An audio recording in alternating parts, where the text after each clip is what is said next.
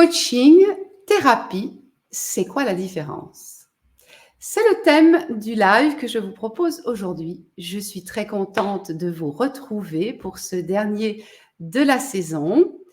Et je vous invite à me manifester votre présence, que vous soyez sur LinkedIn, ça marche, que vous soyez sur Facebook, j'espère que ça marche, et que vous soyez peut-être aussi sur Instagram. Allez, mettez-moi un commentaire. Mon associé va m'aider à remarquer que vous êtes là. Ah, on me dit que ça ne marche pas aujourd'hui sur Facebook. Désolée. Retrouvez-moi sur un autre réseau. Voilà. Alors, eh bien, nous allons aborder ce sujet, coaching, thérapie. C'est quoi la différence? Pour ceux qui me connaissent moins, je suis Paul Thérault, coach et thérapeute. Eh bien oui, vous voyez tout de suite pourquoi ce sujet m'intéresse. Je suis coach professionnel depuis longtemps maintenant. Ça a été mon premier affichage, puisque en un peu moins d'un an, j'ai obtenu une certification de coach professionnel. C'est relativement rapide. Je suis devenue progressivement ensuite thérapeute. Je dis progressivement parce que l'école dans laquelle j'étais en formation m'a invitée à pratiquer au bout de ma 3e année de formation. Mais c'est seulement après 7 années de cheminement dans cette école que j'ai été pleinement validée pour accompagner des psychothérapies dans la durée. Voilà, déjà une petite différence dans ma façon de me présenter à moi entre coaching et thérapie. Mais ça m'est personnel. D'autres peut-être ne se reconnaissent pas dans cette distinction-là. Alors allons-y, je vais aborder ce sujet de manière structurée, comme j'en ai l'habitude, en 5 étapes. Et là, en vous le disant, je me rends compte que c'est un petit peu gourmand. Je vais faire attention à ne pas être trop longue aujourd'hui, quitte à reprendre certains sujets par la suite. Allez, je vous invite d'ores et déjà à mettre des commentaires sur les réseaux en dessous de cette vidéo pour me dire qu'est-ce qui vous a motivé à participer à ce live, coaching, thérapie, c'est quoi la différence? Quelles sont peut-être vos questions, vos témoignages? Et je vais essayer d'introduire ça dans mon propos. Voilà. Alors, je me lance. Première partie. Première partie, on va parler de passé et de futur. Les coachs qui sont rigoureusement formés, certifiés, qui peut-être plus encore restent en lien avec une fédération, qu'elle soit nationale, européenne ou internationale, et qui remettent régulièrement en question leurs pratiques à la lumière d'un référentiel de ce qu'est le métier de coach. Ces personnes-là vont reconnaître cette première distinction que je vais faire. On apprend à l'école de coach que les coachs sont là pour aider le client à construire, à réaliser des choses concrètes pour son futur. À partir de maintenant, pour son futur. Et ils apprennent aussi à l'école que dès lors que on va se pencher sur le passé, c'est plus du coaching. Hein. C'est la thérapie qui va s'occuper de s'intéresser au passé et de ce qu'elle a pu susciter comme blocage, comme frein pour la personne aujourd'hui. On est là au milieu, aujourd'hui, avec notre client. Si on construit le futur coaching, si on se préoccupe du passé qui a pu susciter des blocages, des freins, thérapie. Ça semble assez clair, hein? Alors, je vais prendre des exemples qui me sont personnels. Vous voyez, à une époque de ma vie, je me suis dit que c'était le moment de terminer cette première moitié de carrière en entreprise, de mettre fin et de me former à mon métier de demain et de me lancer dans l'entrepreneuriat. Vous voyez, ça a fait un paquet de sujets pour du coaching, ça. Oser mettre fin à son salariat, démission, rupture conventionnelle, comment je m'y prends, préciser le métier de demain. Qu'est-ce que c'était ma première idée? Je ne trouve plus le mot. Conseillère conjugale, non, finalement, ce sera coaching, hein.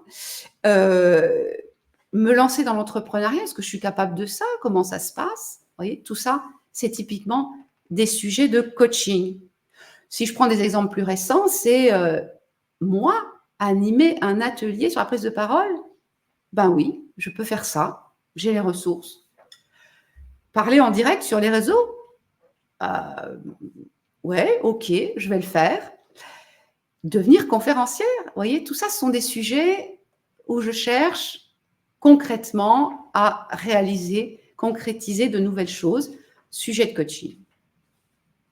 Bon, alors des exemples maintenant plutôt de l'ordre de la thérapie. Là aussi, je prends des exemples. Gêné par le regard de l'autre. Profondément gêné par le regard de l'autre. Ça vient de mon enfance, bien évidemment. Et vous voyez, dans mes premières années professionnelles, quand je traversais le couloir des grands bureaux, on appelait ça, je ne pouvais pas faire autre chose que de regarder par terre. Voilà. Jusqu'à il y a peu encore, danser, j'étais obnubilée par le regard des autres sur moi. Réussir à me libérer du regard de l'autre, je progresse. Ça, c'est vraiment un travail de thérapie.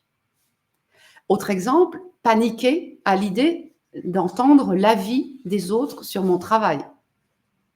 Il y a quelques dizaines d'années, jamais de la vie, j'aurais formalisé un petit questionnaire pour demander l'avis. Je préférais regarder ça avec beaucoup d'applications, mais surtout pas demander. Accueillir aujourd'hui comme un cadeau l'avis des autres sur mon travail, ça, c'est les fruits d'un travail en profondeur, en thérapie. Voilà pour des exemples. Construire le futur, réparer le passé, la différence entre le coaching et la thérapie, ça semble clair. Allez, donnez-moi vos exemples. Je veux bien découvrir ce que ça vous inspire. Et je continue, sans tarder avec une deuxième partie. La frontière entre le coaching et la thérapie, déjà du côté du coaching, c'est pas si clair que ça. Eh bien oui, tous les coachs savent que le client, quand il vient en coaching, il amène son passé. Alors, parce qu'il est conscient, tout de suite, il va nous dire « Oui, mais je fonctionne comme ça, j'ai compris, c'est parce que dans mon passé… » Eh oui, nos clients apportent souvent ça en coaching. Et là, on peut être éventuellement un peu gêné avec ce qu'on a appris à l'école sur le coaching qui ne s'occupe pas du passé. Mais ça peut être encore plus subtil que ça. Le client n'est pas forcément conscient, mais dans son comportement, dans son fonctionnement en coaching ou dans ce qu'il va raconter, il va pouvoir parfois nous apparaître gros comme le nez au milieu de la figure, que ça, c'est un comportement d'enfant, de l'enfant qu'il a été. Ah, le client amène son passé dans les séances de coaching. En plus de ça, le coach va procéder par questionnement essentiellement, mais il va aussi proposer des expériences, des exercices avec des outils. Et là encore, lui-même, il va susciter des liens vers le passé. Vous voyez, si par exemple, le coach évoque la notion de driver, il remarque que son client a cette obsession de vouloir être parfait, eh bien oui, ça va probablement résonner pour le client qui va reconnaître l'importance dans son enfance de ne pas décevoir papa ou maman. Ou encore la coach qui va pointer une croyance, l'impression pour sa cliente de ne pas être bienvenue. Eh oui, ça va certainement toucher la cliente. Je vous donne encore des exemples personnels qui va reconnaître que c'est une longue histoire pour elle de ne pas se sentir bienvenue.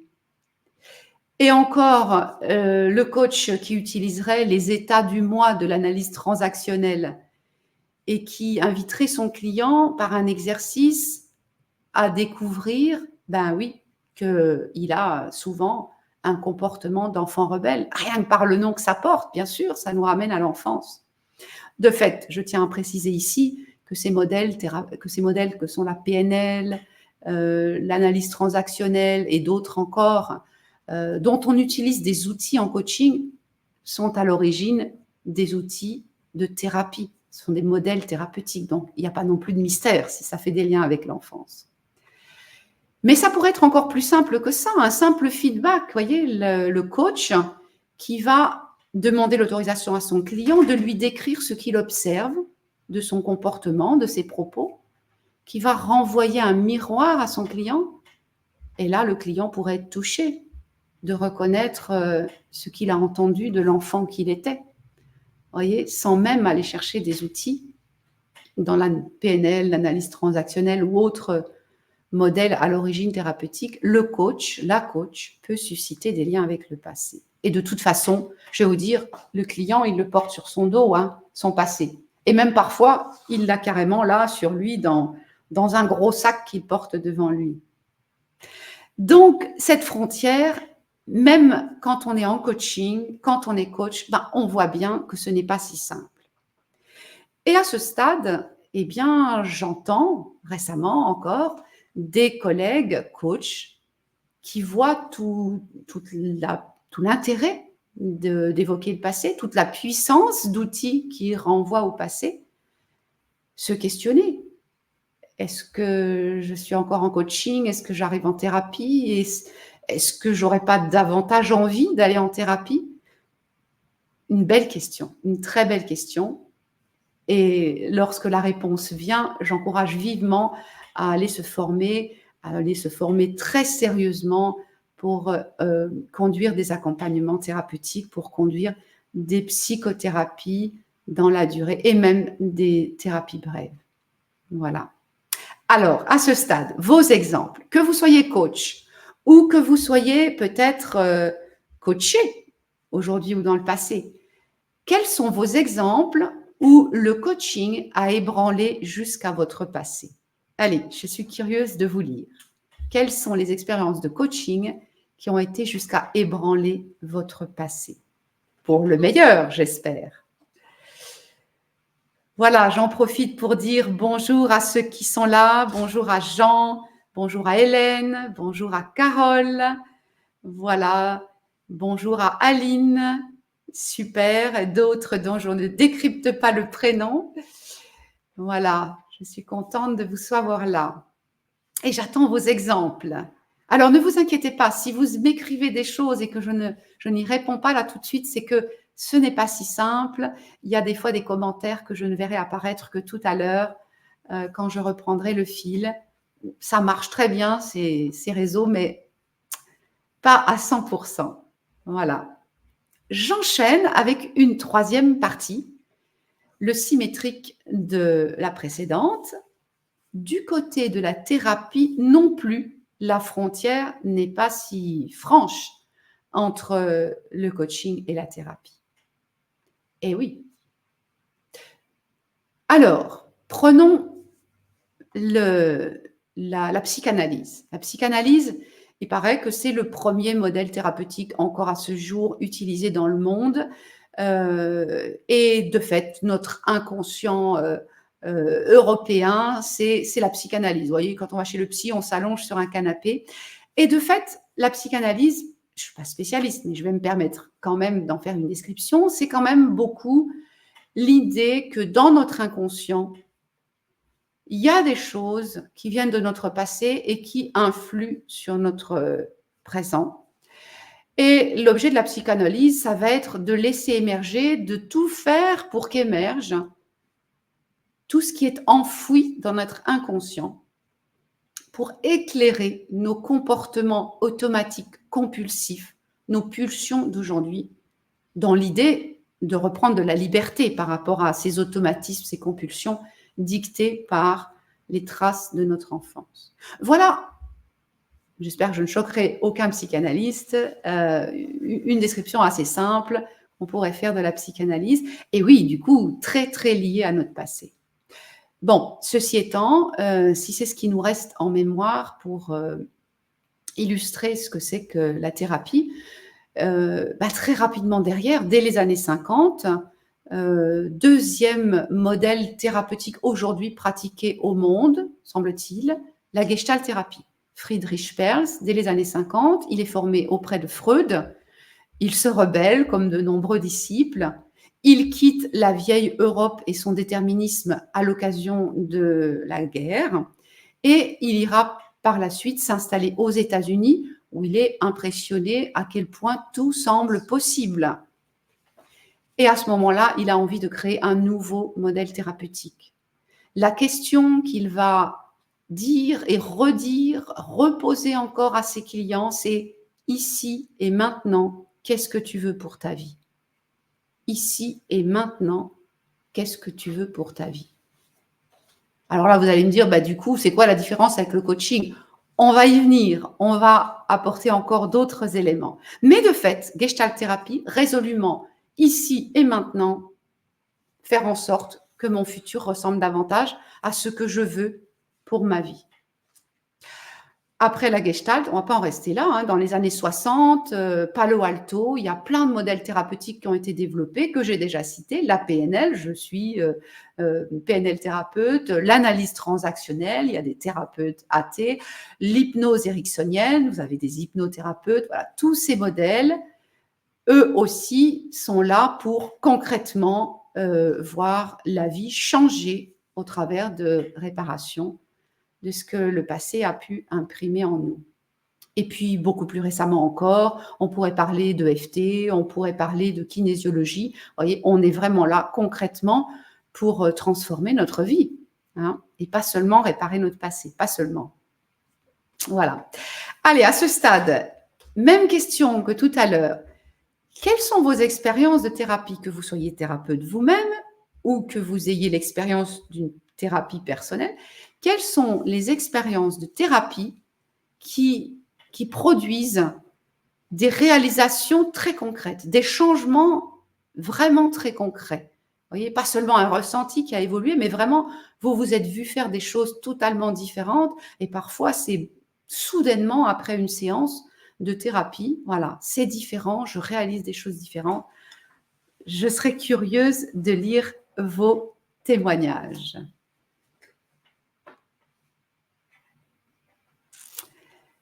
Et je continue avec une quatrième partie. Là, on était donc sur une distinction coaching futur, thérapie passé. On l'a déjà remis en question. Coaching, construire des réalisations. Thérapie, apaiser des blessures. On a déjà beaucoup remis en question cette vision-là. Je vais introduire une autre dimension. On va passer de l'horizontale à la verticale. Coaching au-dessus de la surface de l'eau. Vous voyez, on va prendre la métaphore de l'arbre. L'arbre, vous voyez, il y a son tronc, il y a ses branches, et puis quand vient la bonne saison, il y a des feuilles et même des fruits. Et en dessous, il y a des racines très profondes. Alors, selon cette métaphore, le coaching, ça va être s'occuper des fruits. Hein, peut-être qu'on va essayer de s'occuper de l'arbre à la bonne saison, peut-être qu'on va mettre de l'engrais, mais en tout cas, on va s'occuper de la capacité de l'arbre de produire des fruits. Ça, c'est le coaching. Quant à la thérapie, on va s'intéresser à l'arbre lui-même et on ira jusqu'à s'intéresser à ses racines. Alors, si on reste sur la métaphore de l'arbre, pardon, c'est un peu difficile d'imaginer qu'on va transformer l'arbre. Mais si, c'est bien ça qu'on va faire en thérapie. On va vraiment considérer cet arbre, ses racines, et travailler sur cet arbre, ses racines, pour que, non pas cette année, parce que j'ai mis de l'engrais, ils produisent des fruits, mais toutes les années prochaines, grâce au travail qu'on a fait sur l'arbre et sur les racines, les jardiniers savent qu'on va pouvoir travailler aussi le développement de l'arbre. Voilà, ça va être la thérapie. Si je prends l'outil que des coachs connaissent souvent, la roue de Hudson, la roue du changement de Hudson. Vous voyez, c'est une roue qui tourne comme ça. Voilà. Et quand quelque chose n'est plus satisfaisant, il est bon de le lâcher.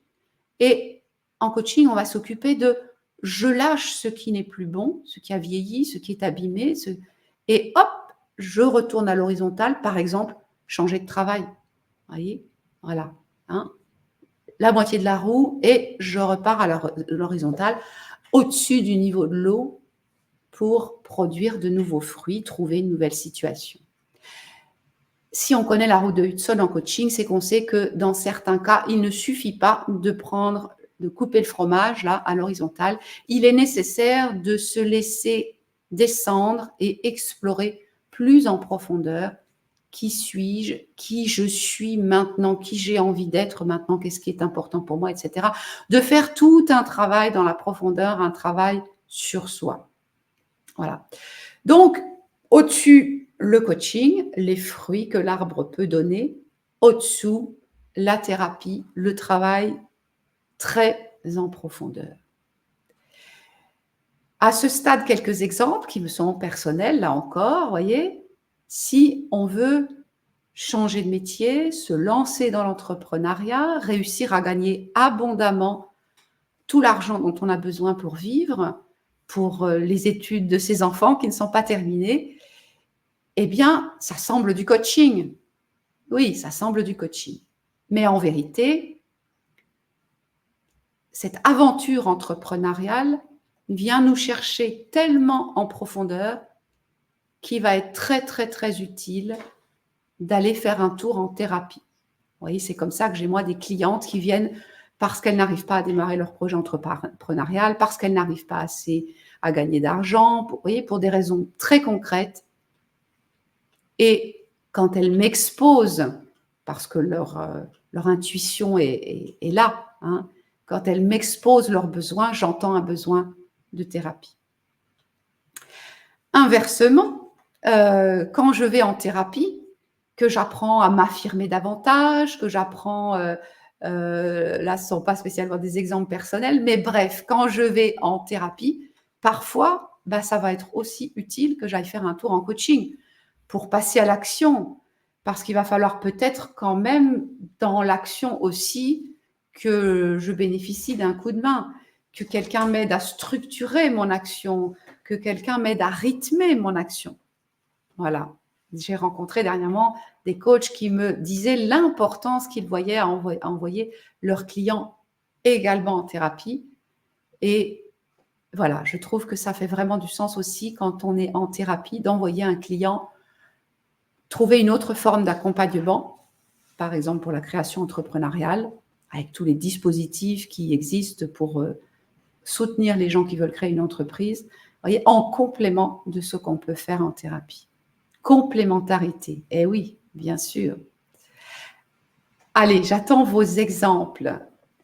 Avez-vous des exemples personnels, soit parce que vous êtes coach ou thérapeute, soit parce que vous avez vécu ces deux expériences du coaching et de la thérapie, qui mettent en évidence cette complémentarité, cette verticalité, plutôt la profondeur et plutôt les fruits là-haut.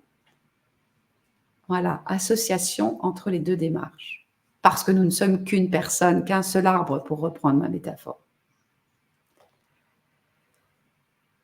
Allez, je vous lirai après. Je ne vois pas venir de commentaires pour l'instant.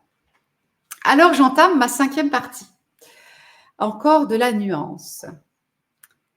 Il y a une autre différence qui est vraiment très, très importante et dont on parle beaucoup moins. C'est la posture du professionnel, de la professionnelle.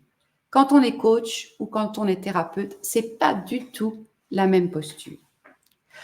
Alors, ceux qui se sont rigoureusement formés au coaching professionnel, avec un référentiel de compétences, avec des explicitations extrêmement claires, savent qu'un coach, contrairement à l'idée que certains peuvent en avoir, très simpliste, on va aller voir un coach pour avoir des conseils, c'est absolument pas ça le métier de coach. Jamais, jamais, jamais un coach ne donne des conseils. S'il vous donne des conseils, c'est que c'est pas un coach. C'est peut-être un bon pro, mais ce n'est pas un coach. Jamais de conseils. Et plus encore, le coach est extrêmement vigilant à rester totalement extérieur au cheminement de la personne. C'est son cheminement à elle, la personne. À quoi sert le coach ou la coach? Eh bien, il va susciter ce cheminement. Il va envoyer une question, proposer un exercice, organiser une expérience. Et ceci étant posé, proposé, il va se garder de toute conclusion. de toute interprétation. Il va laisser complètement au client d'interpréter ce qu'il vient d'entrevoir, de vivre, de comprendre, de discerner ce qu'il veut faire de ça. Voilà, coach restant à côté, résolument à côté, ne s'impliquant pas dans le cheminement de la personne, simplement favorisant ce cheminement. Vous voyez, on parle de miroir, de lumière, de pont, mais on n'y va pas avec le client. Voilà ce que c'est que la posture de coach, pour dire vite. Et la posture de thérapeute, alors. Alors, à ce stade, je vais préciser que je parle de thérapeute qui accompagne son client dans ce qu'on appelle une thérapie, une psychothérapie, une thérapie où c'est la relation qui est thérapeutique. Thérapie du lien, on appelle ça. Donc, des thérapies plutôt au long cours. Quelle est la posture du thérapeute? Eh bien là, c'est tout à fait différent. Vous l'avez déjà entendu dans ce que je viens de dire. C'est le lien entre la personne qui vient en thérapie et la thérapeute ou le thérapeute. C'est ce lien, cette relation qui va être thérapeutique. Vous voyez, on ne laisse plus le client cheminer tout seul en suscitant le cheminement. On va créer une relation thérapeutique, un lien de grande qualité. Il faut beaucoup de temps pour créer la qualité de cette relation. Une qualité telle que dans cette relation, la personne va pouvoir réparer ses blessures du passé et reprendre son développement là où il avait été freiné, arrêté, distordu dans la relation avec sa maman, avec son papa ou d'autres personnes dans l'enfance. Dans cette relation, donc vous voyez bien que le thérapeute, la thérapeute est totalement différemment engagé dans cette thérapie. Voilà, je vais m'arrêter là parce que ça fait déjà beaucoup de choses. Et je vous invite là encore, si vous voulez bien témoigner, peut-être que vous avez une expérience d'un lien thérapeutique. Et je vais vous inviter, peut-être pour rester discret, juste à poser un prénom en commentaire. Le prénom de cette personne qui a été dans cette relation vraiment une personne qui a permis que vous répariez des blessures et que vous appreniez à être différemment au travers de cette relation. Voilà. Pour moi, c'était Martine, par exemple. Martine, pendant 20 ans, c'est la personne avec qui j'ai pu tisser une très belle relation et reprendre mon chemin de développement de la vraie Paule que je suis et pas de la Paule un peu étriquée que j'étais devenue. Voilà. Je pourrais encore citer d'autres noms, mais je vais m'arrêter là. Quel prénom avez-vous envie de poser ici en commentaire? Voilà. Alors, coaching, thérapie, c'est quoi la différence? Eh bien, on a évoqué que le coaching s'occupait plutôt du futur, la thérapie beaucoup du passé, que ce n'était pas si tranché, que le coaching s'occupait de réalisations concrètes, la thérapie de réparer des blessures, de libérer des freins, de reprendre son développement. Et c'est pas si tranché parce que bien sûr, il y a des ponts entre tout ça. On a évoqué que le coaching, c'est plutôt au-dessus de la surface, les fruits que peuvent produire notre arbre, si on y remet peut-être un petit peu d'engrais cette année, alors que la thérapie va s'intéresser à l'arbre en lui-même, nos racines, et retravailler cet arbre pour qu'il donne durablement des fruits dans les années qui viennent. Et puis, on a terminé sur une relation coach-client, thérapeute-client, qui est totalement différente. Un coach qui facilite, qui favorise, mais qui reste en dehors du cheminement du client, c'est son cheminement, et une thérapeute qui s'implique dans une relation qui va être thérapeutique. Eh bien, j'espère que vous avez trouvé des éléments de réponse. Le sujet est touffu, je pense avoir été un peu longue. Si vous avez envie d'en parler, je suis tout à fait disponible. Vous trouverez mon téléphone, mon adresse mail, mon site internet, mes pages sur les réseaux. Parlons-en, j'aurai beaucoup de plaisir à poursuivre cette discussion avec vous. Et je vous donne rendez-vous en septembre cette fois pour un prochain live sur un sujet qui m'aura taquiné dans les semaines qui précèdent et que j'aurai de l'enthousiasme à vous partager. Je vous dis à bientôt, bonne trêve estivale d'ici là, bonnes vacances, bon repos et à bientôt.